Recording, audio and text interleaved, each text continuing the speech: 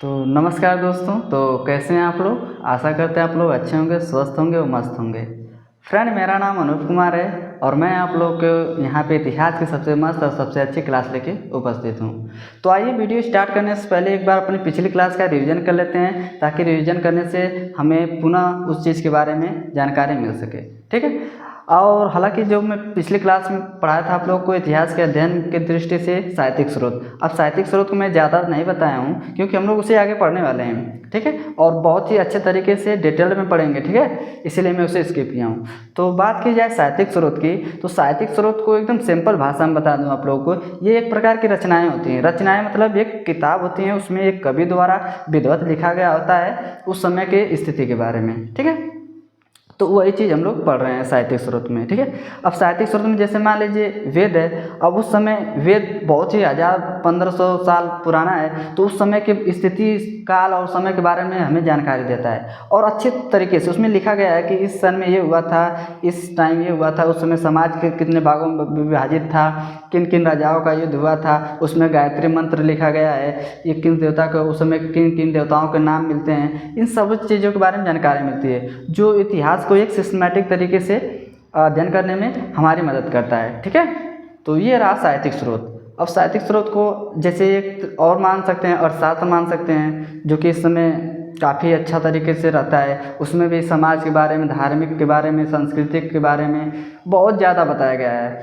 तो अगर विदेशी के बारे में जान लें, जैसे इंडिका हुए किसकी, मेगास्थनीज की, उस समय आए थे चंद्रगुप्त के काल में आए थे, तो उन्होंने भी उस समय के बारे में, भारत के बारे में अच्छे तरीके से लिखा है। उस समय सामाजिक, धार्मिक और दास प्रथा थी कि नहीं थी, उस समय अकाल पढ़ते कि नहीं पढ़ते थे, तो उस समय के बारे में अच्छे तरीके से जानकारी उस किताब से हमें मिल जाती है। ठीक है। तो ये इतिहास को एक सीरियल प्रदान करता है। ठीक है।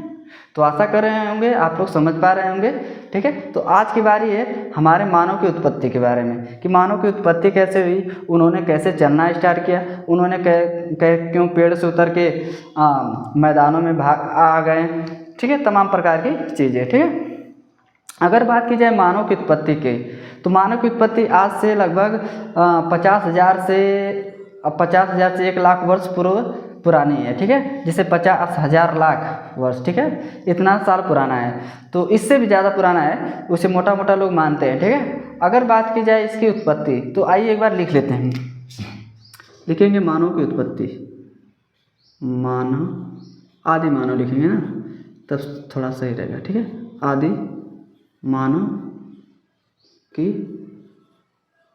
उत्पत्ति, उत्पत्ति लिखेंगे। मानव की उत्पत्ति के बारे में, मानव के उत्पत्ति के बारे में विभिन्न वैज्ञानिक विद्वानों का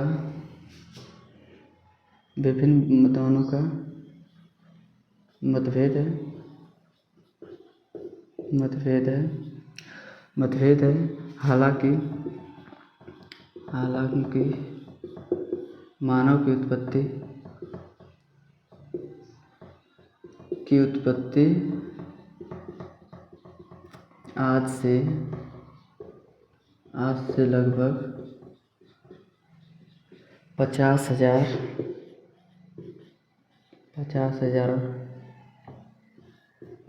लाख से 1,00,000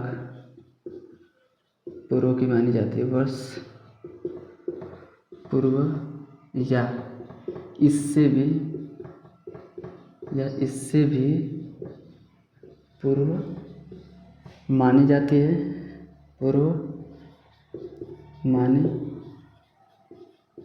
है, जो दक्षिण अफ्रीका में निवास करते थे।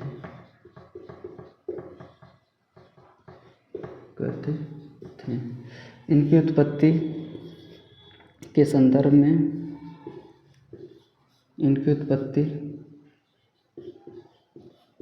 प्राइमेट्स प्राइमेट्स कोष्ठक में लिखेंगे नर वानर से मानी जाती है, से मानी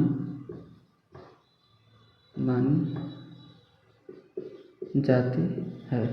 ठीक है दोस्तों, मानव की उत्पत्ति के बारे में विभिन्न विद्वानों का मत है। कोई बताता है 1000 साल पुराना है, कोई कितने साल, कोई कितने साल, लेकिन जो सर्वाधिक मत है जो एनसीईआरटी में लिखा है 50,000 से 1,00,000 वर्ष पूर्व मानी जाती है। जो कहाँ पे रहते थे? दक्षिण अफ्रीका में निवास करते थे। अगर बात की जाए इनकी उत्पत्ति किन वानरों से हुई है तो प्राइमेट्स। अब प्राइमेट्स शब्द आया है दोस्तों, तो थोड़ा सा इसके बारे में जान लेते हैं। ठीक है, लिखेंगे प्राइमेट्स लिखेंगे कोष्ठक में नर वानर को, प्राइमेट्स को मानव के सदृश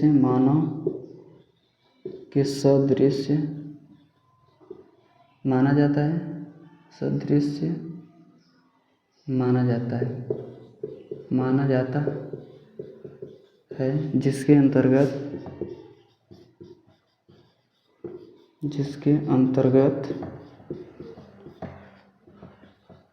वानरों, लंगूरों और वनमानुषों को रखा जाता है। ठीक है, को रखा जाता है। ठीक है दोस्तों, तो प्राइमेट्स मतलब क्या होता है? नर वानर है जिसकी उत्पत्ति मानव की तमाम दिखती है, और इसके अंतर्गत किनको रखा जाता है? वानरों, लंगूरों और वनमानुष को। ठीक है, तो आशा करें आप लोग समझ पा रहे होंगे। एक बार मिटा दे रहा हूँ, नहीं तो अब बात करेंगे इनके निवास स्थान की। ठीक है, अब इनका निवास स्थान कहाँ पे था, तो लिखेंगे आदि मानव का मूल स्थान, आदि मानव का मूल स्थान। पहला लिखेंगे ऑस्ट्रेलोपिथेकस मानव। ठीक है, अब ये कहाँ पे रहता था? ऑस्ट्रेलोपिथेकस। लिखेंगे यह नर वानर जैसा था, जिसका निवास स्थान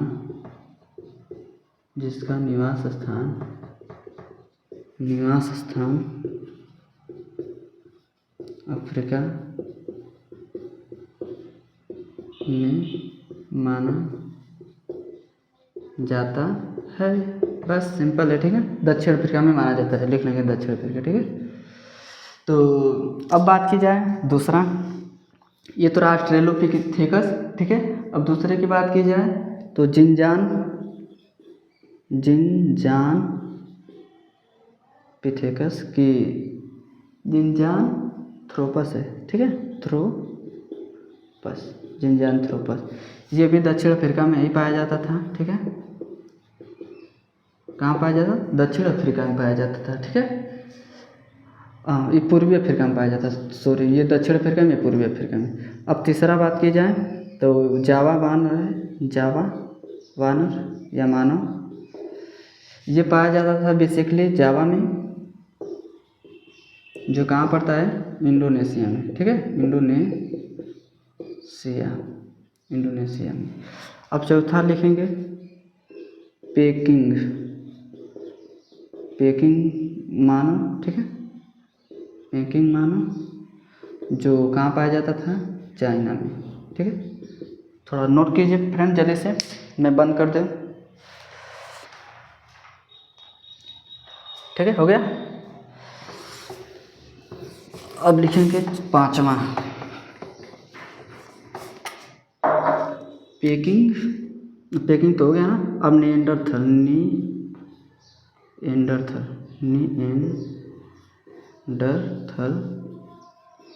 मानव कहाँ पाया जाता था फ्रेंड्स? ये पाया जाता था जर्मनी में। कहाँ पाया जाता था? जर्मनी में। कहाँ पाया जाता था? जर्मनी में। छठवां लिखेंगे पिल्टडाउन। कौन सा? पिल्टडाउन। डाउन, ये पाया जाता था इंग्लैंड में। कहाँ पाया जाता था? इंग्लैंड में। 7वां लिखेंगे दोस्तों पिल्टडाउन, और 7वां लिखेंगे क्रोमैग्नन, ये पाया जाता था फ्रांस में। ठीक है। 8वां लिखेंगे होमोसेपियंस,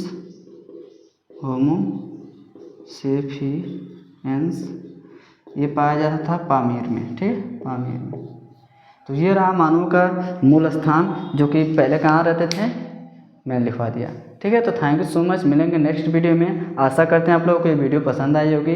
अगर थोड़ी सी भी इन्फॉर्मेशन आप लोगों को मिली हो तो प्लीज़ लाइक करना ना भूलिएगा, ताकि मुझे मोटिवेशन मिले और मैं आप लोगों को और मेहनत करूं और अच्छे से अच्छे कंटेंट ला सकूं।